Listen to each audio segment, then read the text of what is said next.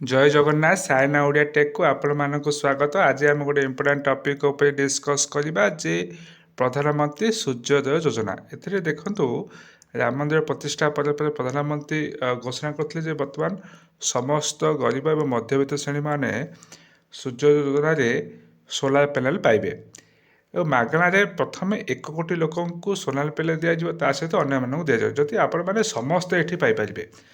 जदि आपण मैंने सूर्योदय योजना सोलार पैनल पाया चेष्टा चाहूँगी ताले आपण मैंने किपरि यह आवेदन करेंगे। बर्तमान आवेदन आरंभ हो तो मुझे आपण मानक कहबी निज मोबाइल फोन रे आपण घर बसी निज मोबाइल फोन रे किपरि स्टेप बाय स्टेप यह आवेदन करेंगे। ता सहित एथिरे सब्सिडी रही आपण मैंने सब्सिडी माध्यम किपरि सोलार पैनल को किनीपारे एवं मागणा किपरि इनस्टॉल करेंगे ए संपूर्ण विवरण आपण मानक मु कहबी। तेणु वीडियो को आपण मैंने शेष पर्यंत देखंतु तो जानीपारे जे सूर्योदय योजना आपण मैंने निज मोबाइल फोन रे किपरि स्टेप बाय स्टेप अप्लाई करेंगे। तेणु आम चैनल को सब्सक्राइब करूँ। तेणु प्रत्येक दिन आपण मैंने किसी नुआ नुआ वीडियो जानीपारे। चलो देखा जे आम किपरि सूर्योदय योजना सोलार पैनल किपरि निज मोबाइल फोन रे आवेदन करवा।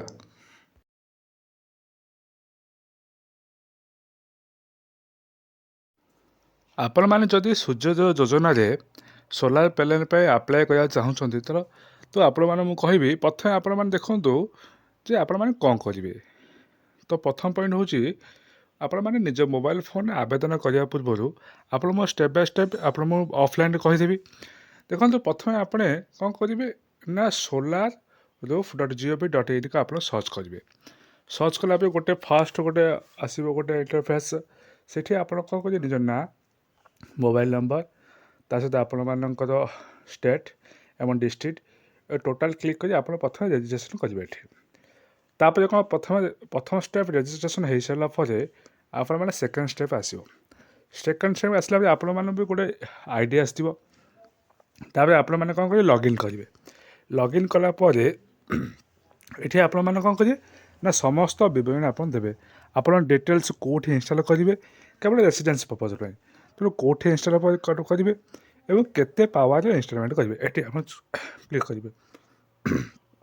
ये तरह सेकेंड स्टेप। थर्ड स्टेप हूँ आप जहाँ जहाँ जो अप्लाई कर वेरीफाई करेंगे डिस्कम आ डिस्ट्रीब्यूटर ये जो मैंने जो डिस्ट्रीब्यूटर कंपनी थी सी ये वेरीफाई कर जदि आप सठिक भाव में अप्लाई कर आपण फर्म टी अप्रूव हम ना ये फर्म टी पुणी रिजेक्ट होती आप सठिक भाव में अप्लाई कर सी पुणी पठेब कौन ना TFR को पठेब।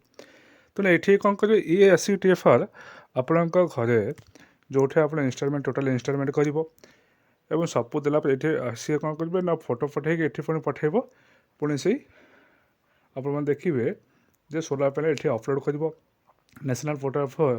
नेशनल सोलार पोर्टाल ये अपलोड कर। अपलोड कलापर आप देखिए जे ये वेरीफाई हम आप आसिक ये टोटाल वेरीफाई करेंगे। तापर कौन करेंगे परवर्ती स्टेप रे देखंतु एठी आपण मानक पे गोटे सर्टिफिकेट मिलिबो एवं आपण मान जदि टोटाल इनस्टॉलमेंट हो सारा पर एठी डिस्ट्रीब्यूटर कंपनी गोटे सर्टिफिकेट दबो। तापर आपण मान कौन करेंगे एठी से डिस्ट्रीब्यूटर कंपनी ए सब्सिडी पाई सी निजे अप्लाई ये कर। तेणु कंज्यूमर आप अप्लाई कर आपणकर बैंक खाता गोटे कैंसिलेशन चेक ता सहित पासबुक ये टोटाल ये सब्सिडी सी नब्बे सब्सिडी है आपण अकाउंट को 30 दिन विषय सब्सिडी अमाउंट आसो। तेणु केते टंका सब्सिडी आसो एवं केते पावर आप पावर अनुसार सब्सिडी। तेणु आपण डिटेल्स कहबी ता सहित मोबाइल फोन रे आप step by step keeper apply करेंगे मुझे कहबी। चलो देखा तो प्रथम देखा सब्सिडी तापर देखा किपर आप मोबाइल फोन रे online step by step apply ये आम करवा। तेणु आपण मैंने कहे आप तुम ऑफलाइन कहली बर्तमान देखो सब्सिडी आप सूर्योदय योजना केते टंका सब्सिडी पाइबे। तो देखो ये जे रहा प्रति किलोवाट पिछा 18,000 टंका सब्सिडी रप टू 3 किलोवाट पर्यंत या जेनराल स्टेट पे। तेणु स्पेशल स्टेट पे 20,000 टंका प्रति किलोवाट पिछा सब्सिडी रही। स्पेशल स्टेट कौन ना नॉर्थ ईस्ट स्टेट गुड़ाक जदि आपण मैंने देखिए सिक्किम उत्तराखंड हिमाचल प्रदेश लद्दाख लक्षद्वीप अंडमान निकोबर ଏସବୁ ନର୍ଥ ଷ୍ଟେଟ୍ ପାଇଁ ବା ୟୁନିୟନ୍ ଟେରିଟୋରୀ ପାଇଁ ଏଠି ସବସିଡ଼ି 20,000 ଟଙ୍କା ହେଇଯିବ। ତ ଆପଣ ଓଡ଼ିଶାର ଇଏ ଜେନେରାଲ୍ ଷ୍ଟେଟ୍, ଏଠି ଆପଣ ଯଦି ଆପ୍ଲାଏ କରିବେ ତ 18,000 ଟଙ୍କା ପ୍ରତି କିଲୋୱାଟ୍। ଯଦି 3 କିଲୋୱାଟ୍ ପାଇଁ ଆପ୍ଲାଏ କରିବେ ତ ଆପଣଙ୍କ ପାଖାପାଖି 54,000 ଟଙ୍କା ସବସିଡ଼ି ଆସିବ। ଯଦି 3 କିଲୋୱାଟ୍ରୁ ଅଧିକ ଏଠି ଆପ୍ଲାଏ କରିବେ, ତେଣୁ ଆପଣମାନଙ୍କ ପାଇଁ ପ୍ରଥମ 3 କିଲୋୱାଟ୍ ପାଇଁ 18,000 ଟଙ୍କା ସବସିଡ଼ି ରହିବ ଓ ପରବର୍ତ୍ତୀ କିଲୋୱାଟ୍ ପାଇଁ ଏଠି 9,000 ଟଙ୍କା ଏଠି ସବସିଡ଼ି ରହିବ। ତେଣୁ ଆପଣମାନେ ଆବେଦନ କରିବା ପୂର୍ବରୁ ପ୍ରଥମେ ସବସିଡ଼ି ଚିନ୍ତା କରିବେ, ତାପରେ କେତେ କିଲୋୱାଟ୍ ଆପଣମାନଙ୍କ ପାଇଁ କେତେ କିଲୋ ପାଇଁ ଆବେଦନ କରୁଥିବେ ତ ଡିଟେଲ୍ସ ଆବେଦନ କରିବେ।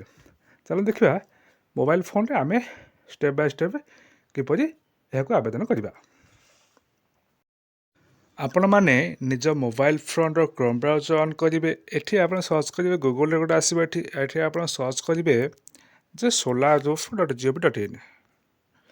ସର୍ଚ୍ଚ କଲା ପରେ ଦେଖନ୍ତୁ ପରବର୍ତ୍ତୀ ଗୋଟେ ଆସିବ ଷ୍ଟେପ୍ରେ।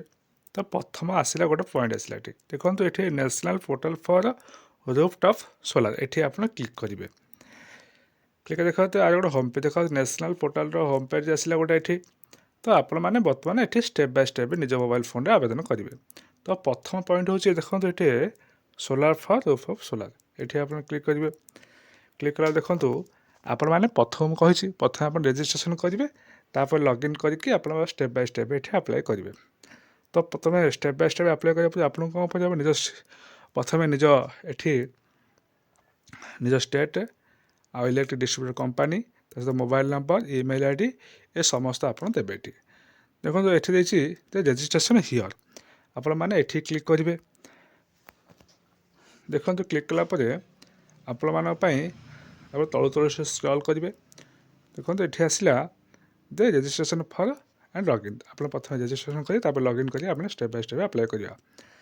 ତ ପ୍ରଥମେ ନିଜ ଷ୍ଟେଟ୍ ଏଠି କ୍ଲିକ୍ କରିବା।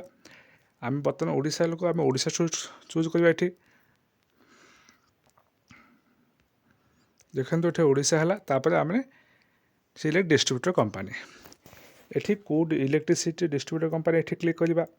ଦେଖନ୍ତୁ ମୁଁ ଏଠି ଚୁଜ୍ କଲି ଯେ southern Odisha distributor limited TPSODL, ଏଠି କ୍ଲିକ୍ କଲି। ତାପରେ ପରବର୍ତ୍ତୀ ଷ୍ଟେପ୍ରେ ଆମେ କେଉଁ ଡିଷ୍ଟ୍ରିକ୍ଟ ଲୋକ ବା ଏଇ ଡିଷ୍ଟ୍ରିକ୍ଟ ନିଜ ଡିଷ୍ଟ୍ରିକ୍ଟ ଏଠି ଚୁଜ୍ କରିବି। ଦେଖନ୍ତୁ ମୁଁ ଏଠି ଚୁଜ୍ କଲି ଯେ ଗଜପତି। ତାପରେ ହେଲା କନଜ୍ୟୁମର ଆକାଉଣ୍ଟ ନମ୍ବର, ଏଠି ଆପଣ କ'ଣ ଦେବେ, ଆପଣ ନିଜର ଇଲେକ୍ଟ୍ରିକ୍ ବିଲ୍ର ଆପଣ କନଜ୍ୟୁମର ନମ୍ବର ଦେଖିବେ 12ଟି ନମ୍ବର ଅଛି, ସେଠି ଆପଣ ଏଠି କ୍ଲିକ୍ କରିବେ। କ୍ଲିକ୍ କରି ତାପରେ କ'ଣ କରିବେ ନା ପରବର୍ତ୍ତୀ ନେକ୍ସଟ ଏଠି କ୍ଲିକ୍ କରିକି ଆପଣଙ୍କୁ ଗୋଟେ ଆଇ ଡ଼ି ଆସିବ। ତାପରେ ଆପଣମାନେ କ'ଣ କରିବେ ନା ଏଠି ଲଗ୍ଇନ୍ କରିବେ। ଦେଖନ୍ତୁ ଲଗ୍ଇନ୍ ଅପସନ୍ଟି ଆସିଲା, ତାପରେ ଆପଣମାନେ କ'ଣ କରିବେ ନିଜ ରେଜିଷ୍ଟ୍ରେସନ୍ ମୋବାଇଲ୍, ଆପଣମାନେ ନିଜ ମୋବାଇଲ୍ ନମ୍ବର ଦେବେ ଏଠି। ତାପରେ ଦେଖନ୍ତୁ ତାପରେ ପରବର୍ତ୍ତୀ ଷ୍ଟେପ୍ ରହୁଛି ଯେ ଏଠି କ୍ୟାପ୍ଚା ଦେବେ। କ୍ୟାପ୍ଚା ଦେଇକି ଆପଣମାନେ କ'ଣ କରିବେ ଏଠି ନେକ୍ସଟ କ୍ଲିକ୍ କରିବେ। ନେକ୍ସଟ କ୍ଲିକ୍ କରିକି ଆପଣମାନେ କ'ଣ କରିବେ କେତେ ୱାଟ୍ର ଆପଣ ପାୱାର ଆପ୍ଲାଏ କରୁଛନ୍ତି ଏବଂ କେଉଁ ଡିଷ୍ଟ୍ରିବ୍ୟୁଟର କରୁଛନ୍ତି, ଆପଣ ଷ୍ଟେପ୍ ବାଇ ଷ୍ଟେପ୍ ନିଜ ମୋବାଇଲ୍ ଫୋନ୍ରେ ଆବେଦନ କରିବେ। ଆପଣ ତ ରେଜିଷ୍ଟ୍ରେସନ୍ କଲେ ଏବଂ ଲଗ୍ଇନ୍ କଲେ। ଲଗ୍ଇନ୍ କଲା ପରେ ଆପଣ ପରବର୍ତ୍ତୀ ଷ୍ଟେପ୍ କ'ଣ ରହିବ, ଦେଖନ୍ତୁ ଯେ ୱାନ୍ସ ଆପଣ ଏଠି ଲଗ୍ଇନ୍ କଲା ପରେ ଆପଣ ଡିଟେଲ୍ ଦେବେ କେତେ ପାୱାର, କେଉଁ ଡିଷ୍ଟ୍ରିବ୍ୟୁଟର କମ୍ପାନୀ, ଏସବୁ ଆପଣ ଫିଲ୍ଅପ୍ କରିବେ। ତାପରେ ଆସି ଆପଣଙ୍କ ଘରେ ACC ଇନଷ୍ଟାଲ ବା ସୋଲାର ପ୍ୟାନେଲ୍ ଲଗାଇବ। ଲଗାଇଲା ପରେ ପରବର୍ତ୍ତୀ ଷ୍ଟେପ୍ରେ ତେଣୁ ଏଠି ଟୋଟାଲି କମ୍ପ୍ଲିଟ୍ ହେଲା ପରେ ଏବଂ ସିଏ କ'ଣ କରିବ ନା ଡିଷ୍ଟ୍ରିବ୍ୟୁଟର କମ୍ପାନୀ ଏଠି ଆସିବ, ଆପଣଙ୍କୁ ଗୋଟେ ସାର୍ଟିଫିକେଟ୍ ମିଳିବ ଏଠି। ଏବଂ ଏହା ସହ କ'ଣ ମିଳିବ ନା ଦେଖନ୍ତୁ ପରବର୍ତ୍ତୀ ଯେ ଆପଣ କେତେ ଟଙ୍କାର ହେଲା ତା'ର ସବସିଡ଼ି କେତେ ରହିବ, ଏ ଡିଟେଲ୍ସ ଆପଣଙ୍କ ପାଇଁ ଆପଣ ବ୍ୟାଙ୍କ ଆକାଉଣ୍ଟକୁ ପରବର୍ତ୍ତୀ ଷ୍ଟେପ୍ରେ ଆପଣ ସବସିଡ଼ି ଟଙ୍କାଟି ଆସିଯିବ। ତେଣୁ ଆପଣମାନେ ଏହିପରି ଭାବରେ ଷ୍ଟେପ୍ ବାଇ ଷ୍ଟେପ୍ ଆପ୍ଲାଏ କରନ୍ତୁ।